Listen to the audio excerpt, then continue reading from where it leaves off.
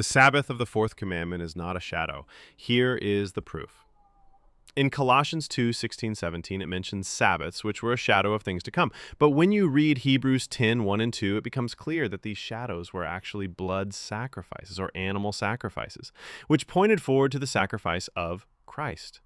Now, consider this. The first time the Sabbath appears in the Bible is in Genesis 2, after the week of creation. In that original Sabbath command, there are no animal sacrifices or blood offerings attached to it. The Sabbath is mentioned again in Exodus 20, verses 1 through 20 in the Fourth Commandment. Yet again, there is no mention of animal sacrifices or blood offerings. The Sabbath in this commandment is rooted in creation, not in sacrifice. However, the Sabbaths mentioned in Leviticus 23, the feast days, all involve animal or blood sacrifices. These were ceremonial in nature and pointed forward to Christ's redemptive work.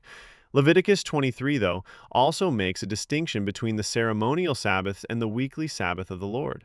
In fact, the Sabbaths of the Lord were defined differently. On these weekly Sabbaths, no cooking was permitted, Exodus 16:23, but on the ceremonial Sabbaths, those shadowy feast days, cooking was allowed. This distinction further shows that the weekly Sabbath is not part of the shadow system that was fulfilled at the cross. So here's the key point. The Sabbath of the Fourth Commandment is different from the ceremonial Sabbaths that were part of the sacrificial system. The Sabbath that was instituted at creation long before sin entered the world was never a shadow pointing forward to Christ's death. It was a memorial of creation, a perpetual sign between God and his people. Ezekiel 20:20. May the Lord bless you.